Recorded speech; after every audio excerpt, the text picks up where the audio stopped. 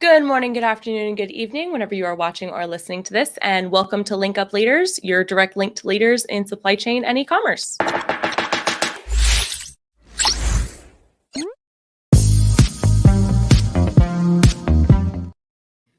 My name is Lisa Kinski. I'm your producer and co-host, and joined as always by Francois Jaffray. Francois, how are you today? I'm great. How are you? Doing good. How are you feeling? I'm okay. Better? Yeah, well, as better as one can be, I guess. I don't know. Every time I feel like somebody asks me, how are you feeling? And I say that I'm feeling better, then something else goes wrong. Like Rhea just reached out to me and said, how are you feeling? And I was like, yeah, I'm good. Like pretty much everything's cool, except I can't taste or smell a single freaking thing, which is driving me so insane. And then I sent that to her and now I'm coughing again and I just had a headache set back in. So oh, Lord. I don't know. I just took more medicine. I made tea, which if this could just be hot water and I would be none the wiser. Like, it's really wild. It is insane. But overall, I would say I am better. I'm not sneezing anymore. I don't feel like I got hit by a truck anymore. And that's important. That it's nice to not feel that way. And my throat doesn't hurt. So yeah, overall, I would say feeling better.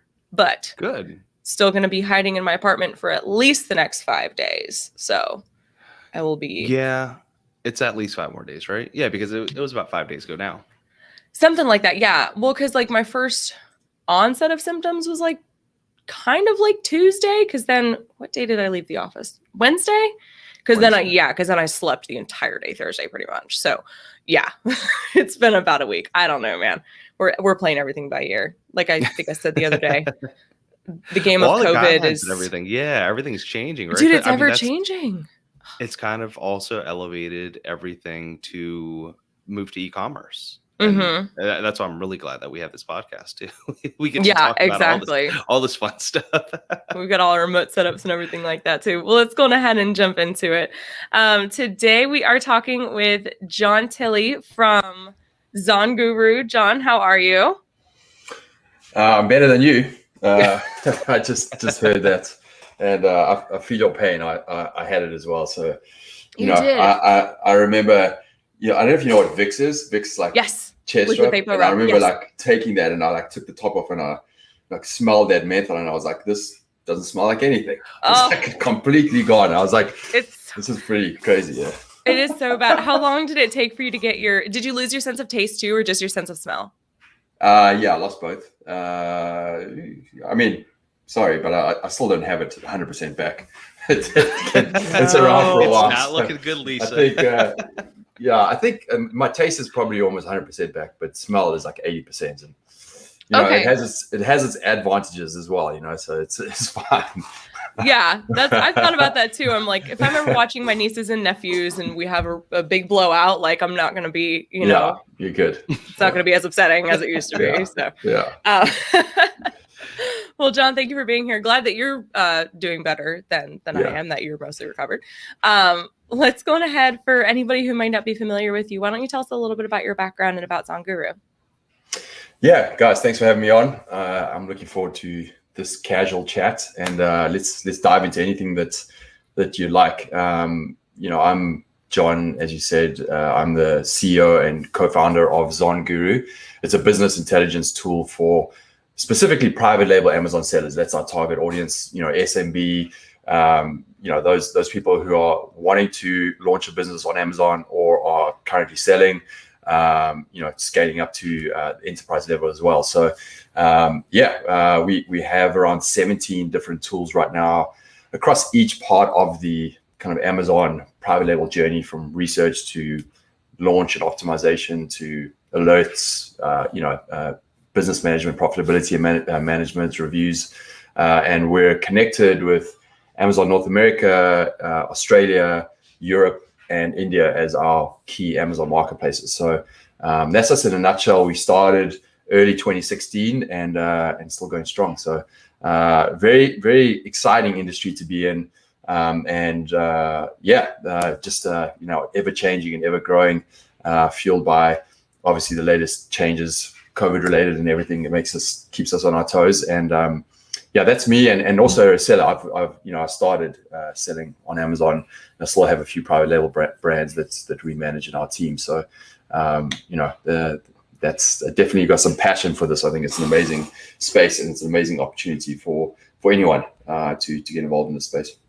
And you stole my next question, which is going to be, were you a seller? Because we've continued to find that some of the best solutions out there were created from the founder's own frustration, where they found a gap in the industry and they wanted to fill it. So, yeah, I wouldn't say it was necessarily born out of a frustration, but it was born out of a passion for sure. Previously I was in advertising for many years, in digital advertising, and what I call entrepreneurial FOMO. Always wanted to be an entrepreneur, but I bumped into Amazon as a concept, and that's what I managed to build in parallel to a pretty full on kind of 9-to-5 job, and managed to launch and scale that and get out of my advertising gig, and then through that we started the software company. But we continue to always have a passion for the space, and I incentivize all of my staff to have their own Amazon business in conjunction to working for Zonguru. We stand behind for sellers by sellers, and we have people every day on our business solving their own problems through software and data, which is kind of nice. It's a good combination.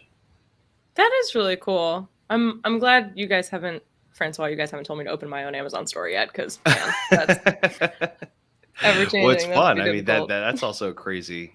A whole separate topic also. But when it comes to Zonguru, there are just so many different types of analytics that sellers could get, and it's all online. But how much does Amazon actually release? Like, how is this plugged into Amazon? So the answer is some, but not all, right? And so I think with all of our software, BI intelligence solutions, we were one of the first verified partners of Amazon. We're in the Amazon App Store. We partner with them. We get access to pretty much the data that anybody else can get access to. However, you have to kind of know Seller Central and Amazon and ways to find the right data. It's not as straightforward, and so therein lies an advantage for us. And we couple that with other third-party data sources that we collect, as well as some primary data sources that we create as well. Obviously, we have to have sales estimations and intelligence around that. So it's a pretty, for a software company and the size that we're at, it's a pretty complex set of data points and AI and everything else that we have to manage around it. So definitely a very high level solution driven by some pretty smart developers. I hope so. Sounds like it. Yeah. And I know we touched on it a little bit, before we went live. But what are your thoughts on all these other rising marketplaces, like Walmart, for example? And we're seeing, I think, a lot more attention also be placed on marketplaces internationally. Mm-hmm. Is that something that's within the Zonguru scope? Is that something that maybe in the roadmap in the future? I don't want you to divulge any company secrets, but if you want to, this should be the place. Yeah, I think when we started Zonguru, we originally had an integration with eBay, basically allowing whatever you listed on Amazon to transpose over onto eBay. We got out of that and made a decision to be Amazon specific focused, because there's so much opportunity just within that, and we're already kind of diversified, right? Because we have 17 different tools, and we're kind of like that all-in-one approach. So we have a lot of different tools to manage on one specific platform. So in order to be the best at what we do, we made a decision to stick with Amazon. I think this was the right choice, and I think for the foreseeable future, it's the right choice for us. We want to make sure that anybody who's selling on Amazon has our full focus and attention. Definitely Walmart, has come up in conversations and is a little bit of a focus right now, or at least part of the conversation set, because of a whole bunch of changes that Amazon did to some big sellers in China, around banning them for review manipulation, and just simply banning these huge companies, and they've got stock and they need to push it somewhere. So they're looking at Walmart. Look, I think all of these other platforms, it's great to have competition, but I think Amazon's always going to be the main central focus, just because they are amazing at their distribution and Amazon Prime and the foothold that they have. So for right now, we're sticking with Amazon. I think for us, one of the big and most exciting things right now is the evolution of Amazon marketplaces in some of those emerging marketplaces. So fueled by the pandemic, the smaller marketplaces that didn't have as strong a foothold on both the distribution side, but also just customers actually using the platform, have just taken off. Amazon Australia is the fastest growing marketplace in the world right now. The fastest company to pass $1 billion in Australia's history. Customers are using it. It's just massive growth there with massive opportunity. Amazon India, Amazon wants 10 million micro sellers on that platform by 2025. They're investing huge amounts into that platform. Traditional brick and mortar markets like Italy in Europe, are now big Amazon marketplaces as well. So there's a lot of excitement, I think, and opportunity for sellers to scale beyond Amazon.com if that's where they started, and have a look at those. But they also need to do it at the right time for their business. And I think that's the distribution complexity that comes in when you start to go outside of just one specific marketplace is massive, and it can eat your profits extremely quickly if you don't have the right kind of team to manage your inventory and distribution. And if you're not at the right part of your business to be able to handle that, you can destroy your profits very quickly and kill your business. So you've got to make sure that when you're expanding, you're at the right phase of your business. But certainly an exciting time, and it's just going, it's going up, and it's going to continue for a while. Oh yeah, for sure. Gosh, there's a lot to unpack in everything that you just said. I couldn't help but think about, Francois and I were looking at the same article at the same time, unbeknownst to us, what you had said about so many sellers kind of being banned from Amazon. Smart Scout actually just released a report of everybody who's banned right now. So that's interesting to think about. Oh wow. Yeah, it's really interesting when you're like reading through it. But that's Scott Needham over at Smart Scout. But that's interesting to think about. Like, you're right, all those people do have stock that they're going to have to put somewhere else. Like, that is also something else that's feeding, the e-commerce boom on non-Amazon marketplaces, not just people being stuck at home and ordering anything and everything. Like, I'm gonna have 4 different delivery people show up today. I know it. But yeah, so I mean, is there any, again, a lot to unpack there. And I know that ZonGuru was focused on, Amazon specifically, but if we do have a seller who's using ZonGuru for their Amazon, can they apply some of those buyer analytics or sales analytics to apply to their business off Amazon as well? Maybe if they do sell on Walmart or sell on, I don't know, Shopify or eBay or something else, is the information kind of multi-applicable? Yeah, I mean, look, we have obviously BI and intelligence on your specific product, but we also have BI and intelligence on your niche, right? So top 25 sellers, how they're doing, what's the demand, what's the competition, what's the trend data around that, what are the new latest trends or niches on Amazon, and certainly you can use that to understand the potential demand or kind of behavioral analytics of your specific niche, right? And you can apply that, but further than that, no. Amazon, Walmart is its own platform with its own kind of set of demand and sales on that as well. So mostly our sellers are people who create a store on Amazon, and then they'll have their Shopify store, and there's definitely an interlinking between them to grow them. But from an intelligence perspective, it's definitely Amazon focused. Gotcha. And then does Zonguru also help with a lot of that inventory planning in regards to, like, for example, which distribution centers they typically get shipped to and how much they should be forecasting?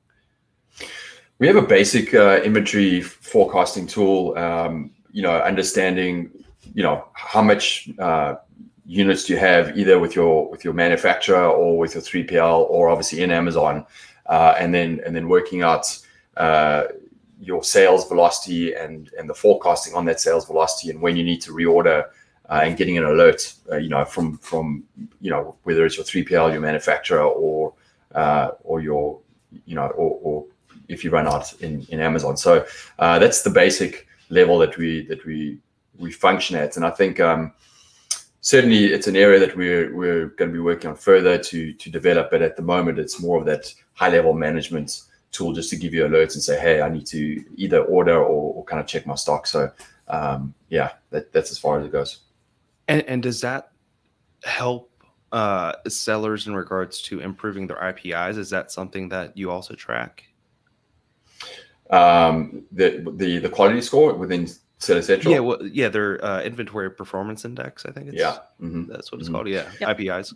Yeah, I mean, I think that coupled with everything else that we have within Zonguru around sales metrics, profits, and review management, responses, seller responses, and inventory management. I mean, all of that obviously comes together with that performance index, right? So they focus on all of that. So I think at the end of the day, Zonguru wants to give you the intelligence to make the right decisions for your business, right? And then secondly, automate and elevate certain key aspects of your business to you as a business owner, so that you can either automate and let that run, or elevate and alert you to that idea and say, hey, I need to fix these things.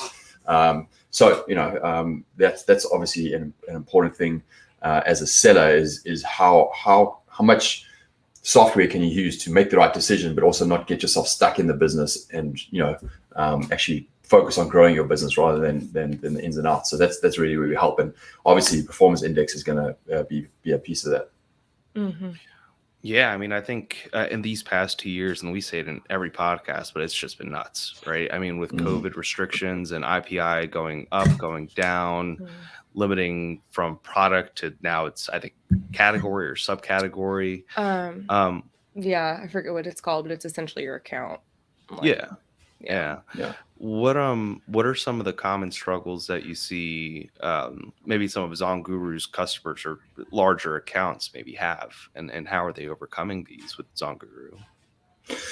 Yeah, I mean, I think the original problems was obviously stock restrictions, right? And how much you can actually put into FBA, and then the drive amongst 3PLs, and then the demand of 3PLs being completely saturated, and trying to figure out where you could put your stock or even get it into Amazon on time. So I think that's a general struggle that everyone has had, which is how do we actually, where do we put our stock? And secondly, how do we actually get that in a timely manner into Amazon?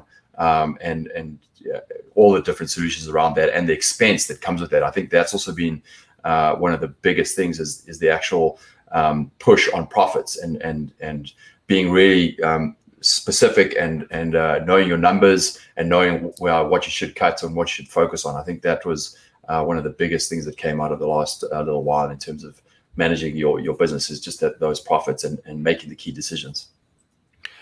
So are we going to start to see everything be more expensive? I think it's a conversation that on the supply side we tend to have with a lot of our customers, because, well, naturally they want the factories to lower their prices, right? Or let's get a cheaper shipping price, for example. But I think in today's environment, to find like a $15,000, $16,000 40-foot container is even lucky. I mean, what we're talking about 5 times more than what it was 2 years ago. I think everyone's looking for where to cut those. And my natural inclination would be to just push on the consumers, because just like we saw in 2018, with the trade war developing, it's something where as soon as everyone gets on board, everyone's okay with it, everyone's going to raise their prices. That's what we saw. As well as diversifying outside of just, a single country for manufacturing. But do you think that we're going to start to see everything get more expensive because these I mean, prices are going up? Yeah, I think we're seeing it already, right? I think even just outside of Amazon, I think across everything else, we're already seeing that push on prices, just going to restaurants, for example, right? So I think that's going to happen across the board, but it happens to everyone, right? And I think that's the, some people might have advantages in the beginning because they have stock at an old price and they can charge it at the right price initially and undercut everyone else. But over time, it's going to balance out. And it's going to be, the people who succeed are the ones who know their numbers, because there's a lot of sellers on Amazon and everything that they kind of have a great idea, but they truly don't understand at a detailed level their numbers. And the numbers are there to give you the discipline to make the right decision for your business, and whether you need to cut something, get rid of it, drop the price, all of those are driven by how well you know the numbers, and the people who don't know their numbers don't react quick enough. So I think that's one thing I would always stress is that at an entrepreneurial level, you have to know the detail through and through, no matter what your position. If you're very more creative, you still have to know your numbers. So I think those people succeed. Those people are differentiated across different categories. Usually tend to do really well because they've diverse their risk.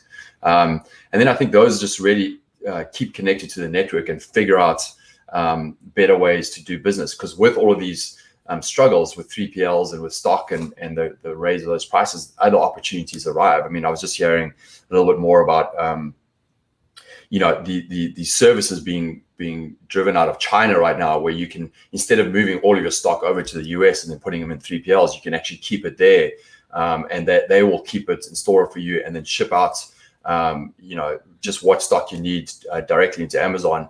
And they are coming up with amazing prices that completely negate the whole idea of $20,000 containers and everything else that goes with it, right? So those are the people who keep connected to the industry and understand it, that will find these opportunities. So the more you can do the basic things in business, like discipline, know your numbers, and diversify and keep connected to your community, those are the people who are going to do well.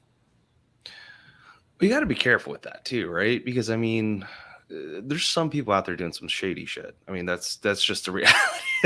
This is why we're seeing so many accounts get shut down. I think it's also a piece that I know when I was doing my research on Guru and just your background is putting out as much education as possible. And I saw that you had I think it was a Udemy course. It was like a 2.5-hour course or something along those lines, which I wish that more service providers would be willing to put out, because a lot of times it is just that lack of education, that lack of, hey, why is this happening? Not, how do I make this happen? And it's tricky. Every course has its problems also, but you can't hit everything. But as long as you have the education out there, as long as for example, why they're getting cheaper shipping prices or what lanes they're taking to get those cheaper shipping prices. I think that can be worth so much more to a business owner than just relying on the next partner to do it for you, essentially. Now, when it comes to your brands, are you currently, you don't have to tell us, but are you mostly working with Asia when it comes to manufacturing and supply chain? Yeah. So my specific personal products are manufactured out of China. But yeah, I think, I think China is a focus of ours.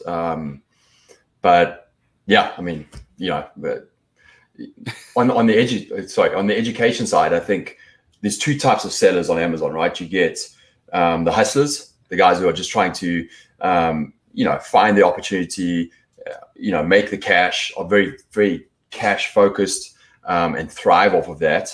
And they, almost become like the little monkeys on Amazon, always hustling for the buy box and just trying to find the latest deal. And that they can be good at creating cash flow, and over time they'll have some good cash flow, but a lot of those will go out of business tomorrow. Maybe they've done some black hat tactics. Maybe they get banned.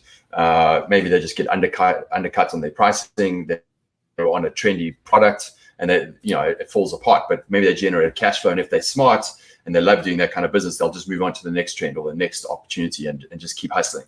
The other Amazon seller are those who are trying to create a sustainable long-term brand over time, right? And importantly, Amazon is probably the best place for them to start, right? It's got, if you pick right, it's got great demand, great conversion rates, and you can scale that business relatively quickly and invest your cash back into that and follow good, sustainable, long-term practices, not only to grow your brand, but to grow your business, right?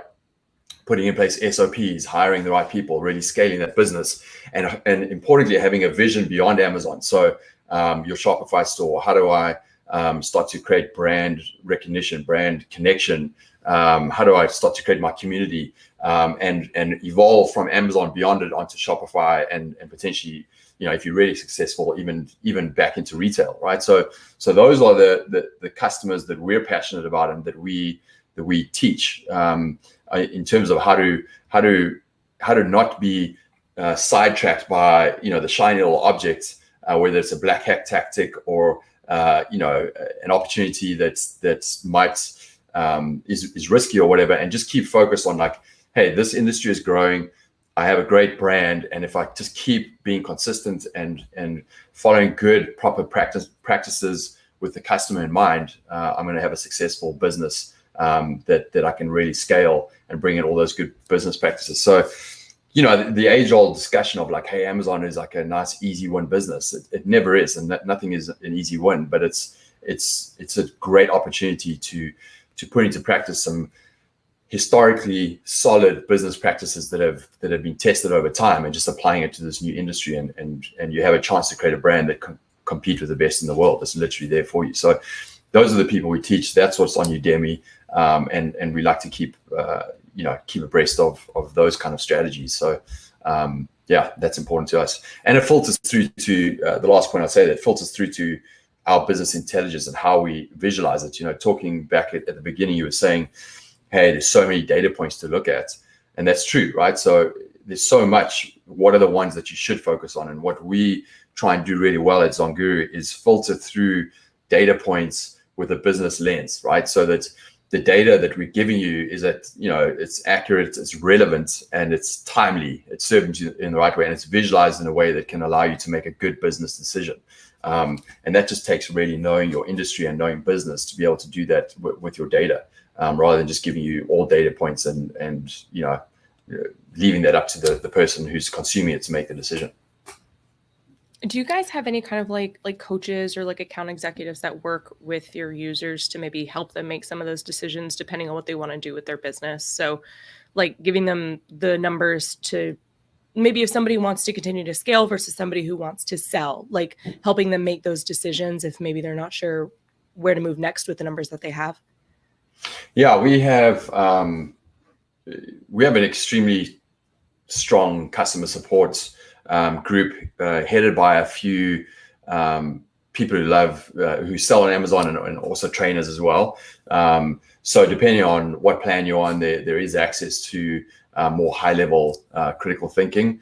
There's a few that have been access to me that I coach, and then there's weekly training sessions that we have, so people can jump on and join a weekly training and have kind of like one-on-one interaction with the coaches and trainers.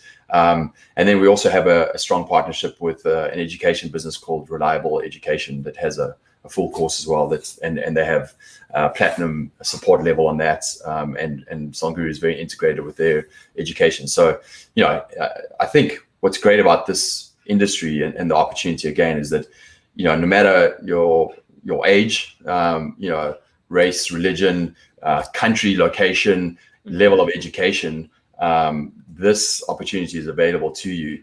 And with a little bit of focus and attention around getting the right education and looking at the right numbers, and then just consistently applying that knowledge to your business over time, you can have a successful business that can start on Amazon and grow beyond that. So that's what we love to support, and we see it every day.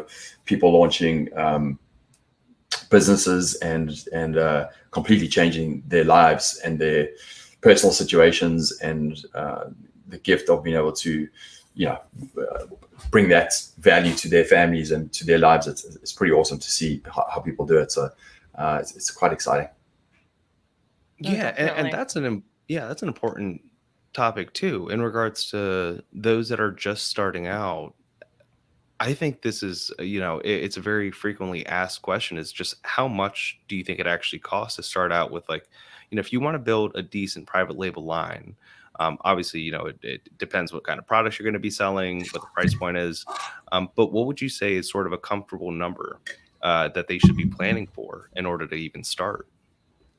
It depends on the niche and it depends on the marketplace. I would say, you can go on Amazon.com right now and you could easily require a launch budget of $100,000, $150,000 just to be able to get enough stock and invest in your launch process to compete with the sellers on page one, because that's really what you need to do, is compete with the top 25 organic search results for that niche that you're going into. So it could be really expensive.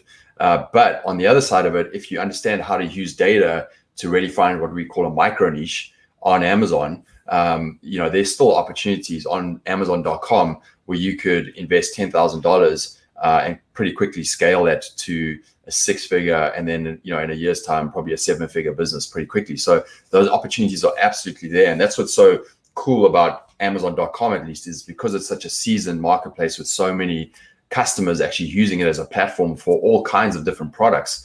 You can find a very specific target with a very specific need. And that's $1 million business right there. So it's really about how you approach Amazon, obviously understanding what your budget is, and then tailoring that to the opportunity that you can find. And certainly if you have $10,000, I would say that's probably a minimum that you need. But there's opportunities out there. And if that's what your budget is, look for those opportunities. If you have a little bit more risk and propensity, you can scale it up, and obviously your potential for high revenue scales as well. The other point I would like to say there is you can look at other Amazon marketplaces like Amazon Australia, for example, and there, you can get into what we call macro niches. So bigger niches, maybe those niches were available to get in on Amazon.com 2 years ago at like $30,000 investments. And now if you try to get into those ones on Amazon.com, it might be $150,000 investment, right? So they might be too big for you, but those opportunities are very much available on some of these growing marketplaces. And, the exponential growth of what's going to happen to Amazon Australia, if you can get in now and just get into some of those bigger niches, the macro niches, your potential of revenue return, ROI, in a couple of years is massive. Yeah, I mean, I think that's where we see the biggest sellers. Usually they're ones that have been selling for a few years on Amazon.com. They built up a great BSR and they know how to manage their inventory appropriately. How difficult is it to get into Amazon Australia? I mean, do you have to know that much more than you do for Amazon.com? No, not at all. I think it's just as straightforward as opening an account, connecting your bank accounts, usually using a cloud bank, and starting the business there, right?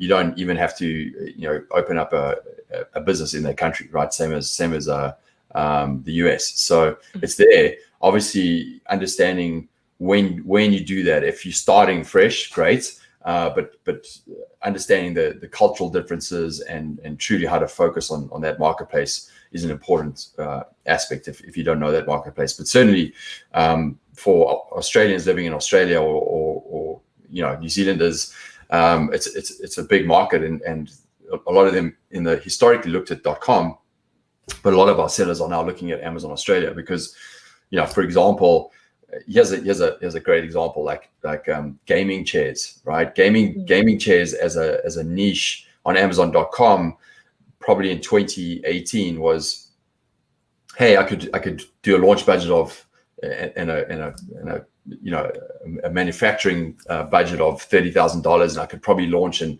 compete and get in on page one. And if I started to sell in that category, I could probably grow to $150,000 a month. That was kind of the opportunity. So it was like spend $30,000 and over time get to $150,000 a month. That's a 7-figure business right there.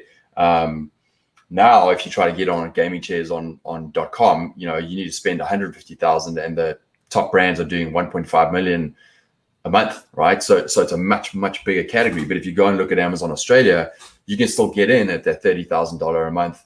And there's a couple of brands doing high six figures. There's some under six figures. But just with the growth and what we've seen with the historical trends of Amazon, Amazon Australia is going to absolutely grow, and you can get in now and then capture that piece of the marketplace and own a much bigger category than what you could do on Amazon.com right now. So it's kind of exciting for sure, and it's wide open. Yeah. So get in on Australia now. Got it. Sell gaming chairs. Yeah. I think we have a little venture here going. I'm still working on that other idea we talked about. Well, when it comes to supply chain issues, though, I'm sure that your team is also, ears to the ground, knowing what's going on in, let's say, India and Australia also. Are they facing similar challenges to the US when it comes to supply chain? I mean, again, it's category specific. It has been harder on some categories to get products into Australia. They are a lot more kind of conservative and stricter, and some of the when there's a demand issue, or there's a lot more demand than supply, they usually favor the US first before other marketplaces, right? So these are again, going back to that point of sustainable long-term businesses. These are short-term problems that are going to smooth out over the long term. So and therein also lies the opportunity. If you truly want to figure something out, sometimes the more hurdles there are in the way is your opportunity, right? Because if you just keep at it and you figure it out, other people haven't, and therefore you've got a moat and you've got a leg up on everyone else. So people are like, you get that all the time, right? People are like, oh, this market is so expensive, or this, or can't figure this piece out. I'm like, well, therein lies your opportunity. Like, how much are you willing to really dive in and get it figured out? So Amazon has its problems everywhere, and certainly Amazon Australia has its teething problems even on FBA and getting stuff listed and getting brand registry on the platform, all of these things. But if you just put a little bit of tenacity and time into it, you'll figure it out, and then you have a leg up on everyone else. Definitely agree. And I assume using Zonguru is one of those ways that folks would get a leg up on the competition. Yeah, we should hope so. Yeah, I mean, I think we do a really good job with each of those kind of key phases, not only on helping you to find the right products and manage your business, but also ensuring that you're optimizing for the right kind of keywords, and that's a big evolution on Amazon is SEO ranking, and optimizing for Amazon's marketplace platform, and getting at the right kind of keywords. What are people searching for right now? And even more importantly, figuring out what are the keywords that your competitors haven't found that you can actually own, and having BI around that is really, really critical these days, because the launch process is so important as well. So that's one area that I think we really do well with Zonguru as well, is if you've done all the work and you've got a great, amazing product, you need to make sure that customers can find you and you can do better on it than your competitors. So that whole aspect is a strong point of ours as well. Mm-hmm. Yeah, and PPC has been, I think, top of mind for everyone too. Everyone's been seeing it just get more expensive. Just like you said, before with the demand problem, the more demand there is, the more everyone's also going to want to bid on it because they want to take out that market share. Are there any trends that you're seeing that might give any sort of relief when it comes to PPC? No, I don't think so. Amazon, yeah. Well, look, Amazon is, I've always said, like, Amazon, it's fascinating how far behind Google they've been on the PPC front, for years. I was just like, why haven't they just figured this out? Because it's such a massive revenue stream for these search engines, right? I mean, that's how Google was basically created, was through the pay for play. It's almost like Amazon.com it's just kind of clicked in the last year and a half, and now they've just got a full team focused on developing different types of pay for play options on Amazon, and there's so many different ones, and there's new ones coming out all the time, right? So I think it's a part of your business strategy. Again, it's for everyone, so you need to know how to run those campaigns, and you can certainly scale it accordingly. So as long as, again, if you know your numbers and you understand where your profits are going, you'll understand how much you can put into PPC and when to do it. And it's really important these days to have a full understanding of that, and not necessarily just farm that out to an agency, but get a true understanding yourself when you're starting anyway, and get your knowledge up there, because it's pay for play, and that'll eat your profits pretty quickly if you get it wrong. But I think, people get stressed about all of these different things and how to manage their business. And what I always get them to really go back and focus on is, like, if you've done a great job, again, with a sustainable long-term brand in mind, you've done a great job on researching, understanding your customer, what are their needs, wants, what is their emotional ties to your type of product, how have you differentiated your product to connect emotionally with your customer. If you've done all that research and you've got that truly right, and you've created a great brand, and that's completely achievable and within your own creative accessibility, right? Anybody can do that if they just truly understand and they put a lot of effort in there. Once you get on Amazon, the hardest job is going to stay in stock and get your inventory management and everything right, because Amazon's going to give every single new product on its platform a shot. The algorithm's going to give it traffic, and it's going to look at the conversion rates, and it's going to say, hey, I got 100 impressions to our Amazon customers, and their conversion rate is 20% or whatever it is. This is a good product. Let's keep feeding that, because if Amazon doesn't do that, then they're never going to give the latest, greatest brand new products an opportunity to satisfy customers, right? So they're going to give you a shot. You just have to make sure that when they do give you that shot, that you convert, and that you can then start to really scale your business with your PPC and everything else. It's the people who get that wrong, that very first step of the differentiation and the creation of the product, that if they don't get that right when they launch, they don't get enough conversion rates, and then their battle is uphill from then on, and Amazon can move on pretty quick. So you've got to get that initial step through the launch absolutely spot on to really give your brand a shot at doing well.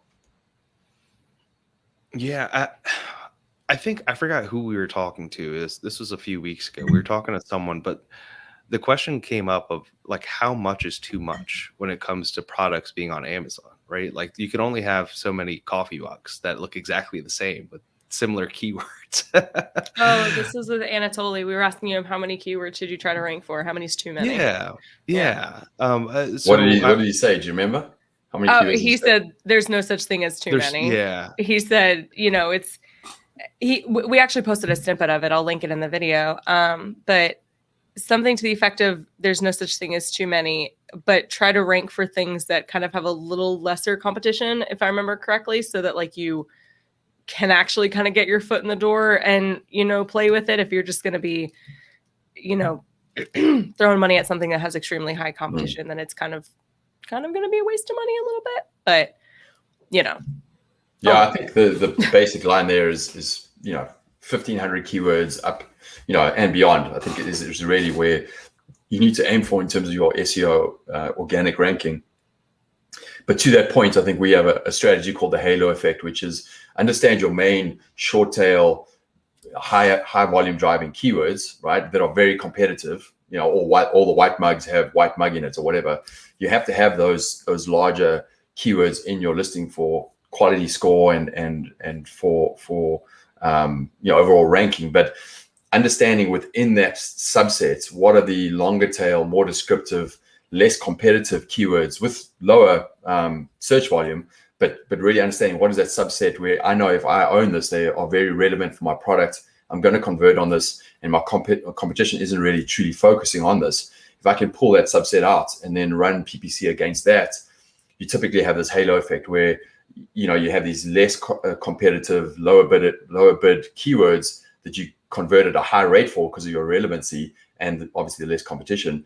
And the algorithm will start to see, hey, I've got good conversion rate here. And then you would slowly start to get more traffic towards some of those shorter tail, more generic keywords, and then kind of lift your overall organic sales. So that's one approach that we implement within our kind of listing training, which is, it's called the halo effect, and works really well. But again, you've got to have data to understand what are the right subset of keywords to target, and drive that over my competition. Because if I'm just going to go and compete on a white mug, and there's 100 other white mugs out there, you're done. There's no chance. Yeah.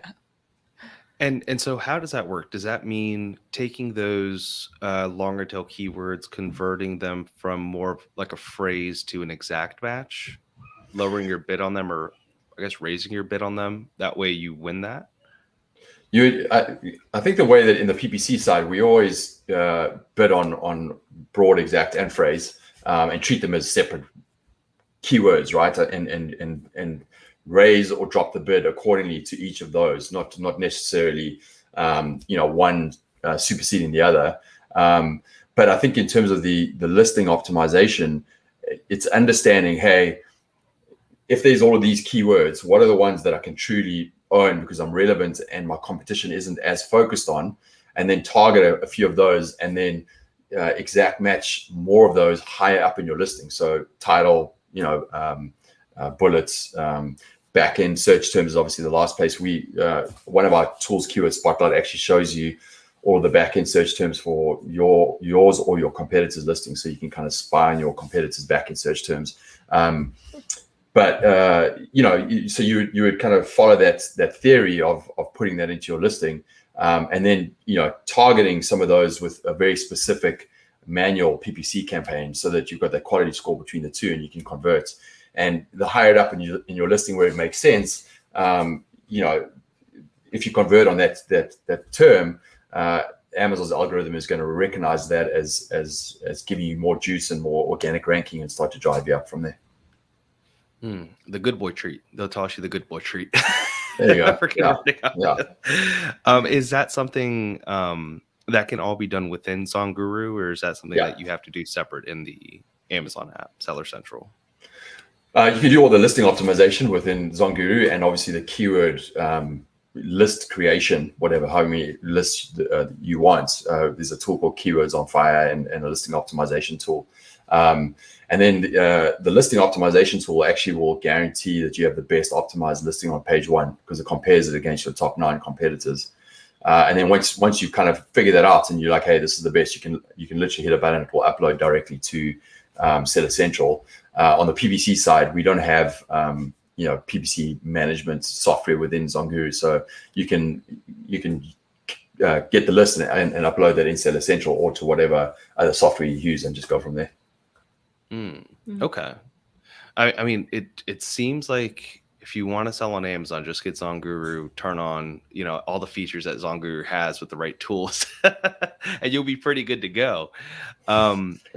But when it comes to, there was one thing I did want to bring up also, the micro niches that you were talking about earlier. How large are these typically? And I know it's going to vary from region to region, product to product also. But is there like a certain volume that you want to be looking for that you would consider a micro niche? Again, it's market specific, right? And so how you look for, again, micro niches is more specific to Amazon.com and Amazon Europe.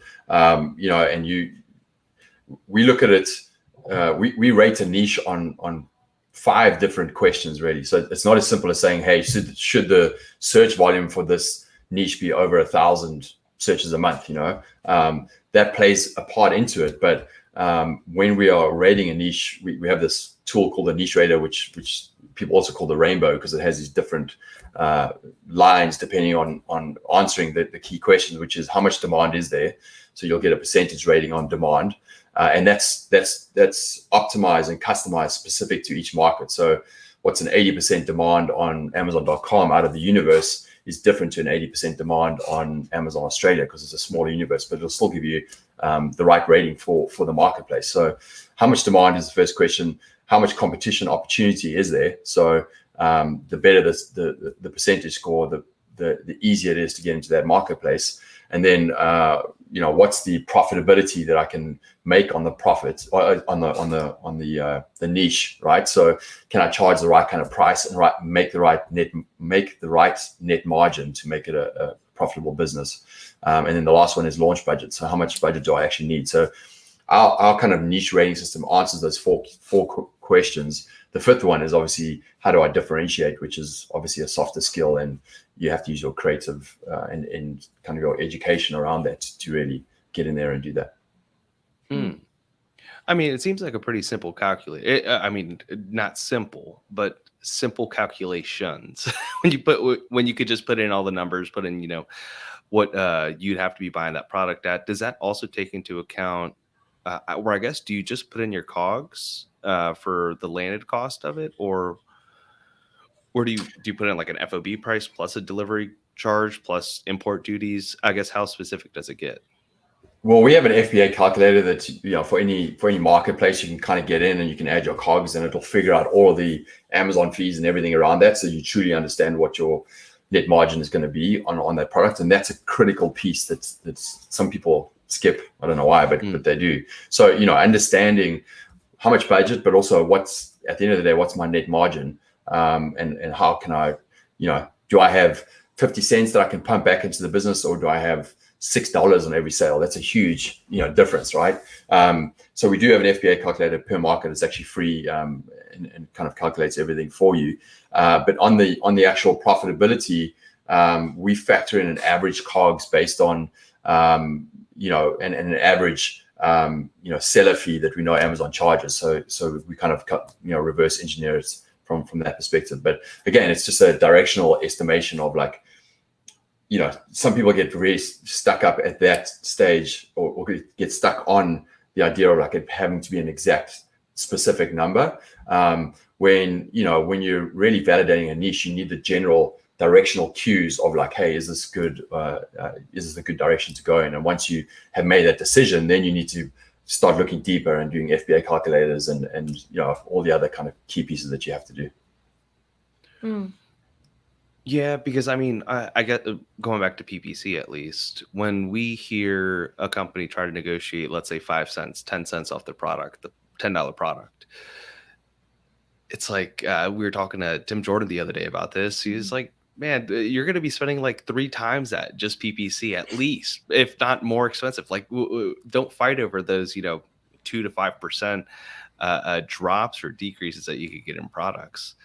Yeah, it's just, I think it's hard for a seller, maybe one that particularly started off as just a side business, to think of all of these different factors. And that's why when we, learn more about ZonGuru, it's like, it's a fascinating tool that has all these different tools involved with it. At what point should a business owner start to even consider getting ZonGuru? Is that something that you just get to start, and like you could find products and everything on there too? Yeah, so immediately, I think if you're interested in selling on Amazon, whether you're selling on another platform or just starting out, you need business intelligence around what is the right product and niche and everything. So you need data, and as soon as you start, you have to get the right data intelligence to help you along the way. And hopefully, if you get in early with ZonGuru, you will not only get the data intelligence, but you'll start to understand how we view the marketplace and the business practices and the key strategies and everything that go along with it, so that you can create a successful, sustainable brand. And that's our passion and what we want to help you do.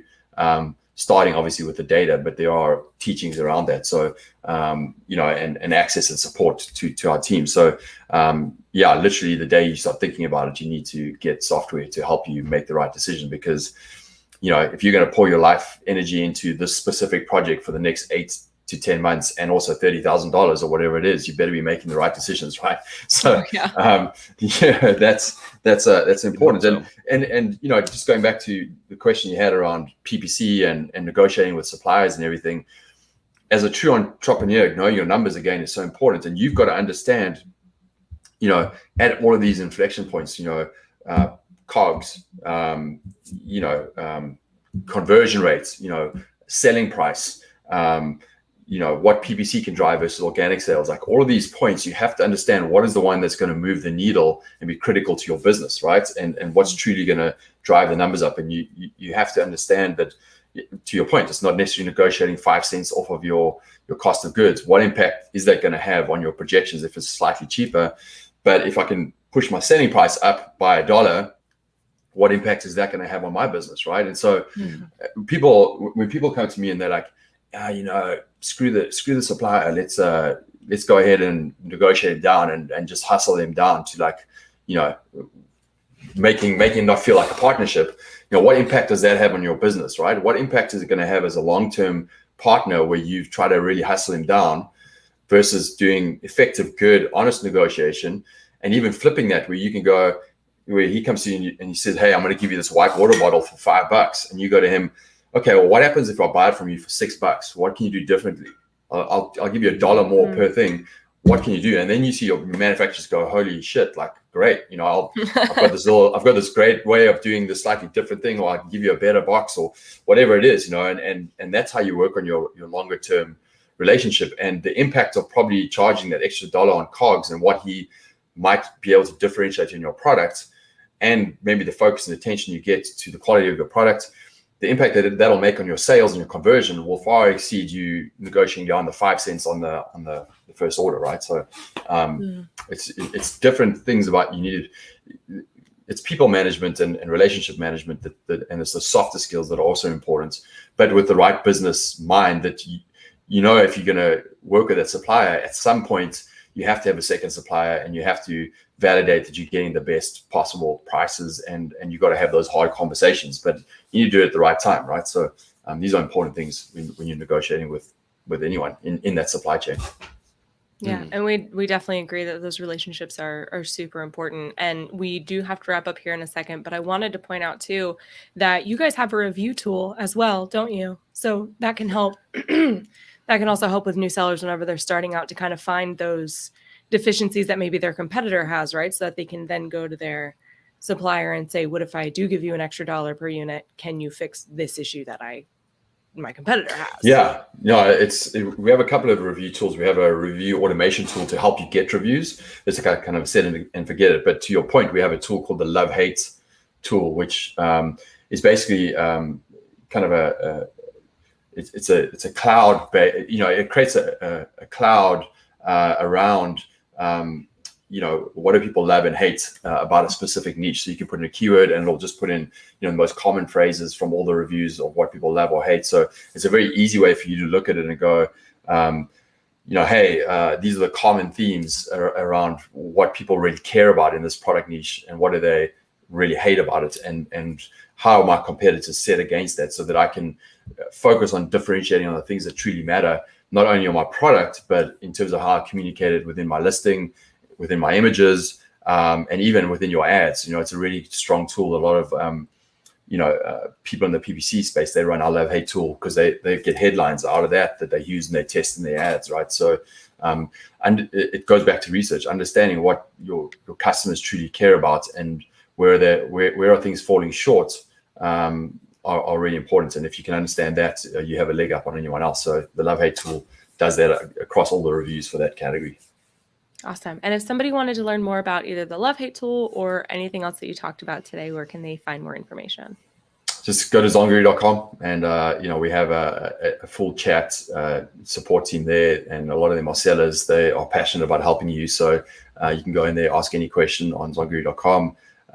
You can check out our social channels. Instagram is also a pretty cool one if you're new to the space and you're looking for ideas on differentiation and inspiration for new niches. That whole Instagram feed is dedicated to product ideas and differentiation. So just follow that, and you'll get some ideas to sell products on Amazon. And just going to our blog, there's a whole bunch of education material, but free material you can download. The top 100 products that we recommend right now is available and free. So certainly if you're starting out, check it out. And if you're selling and you want to demo the tools, there's a get demo. You can jump in and watch a demo, or get a live demo, whatever you want to connect with us and see if we can help you.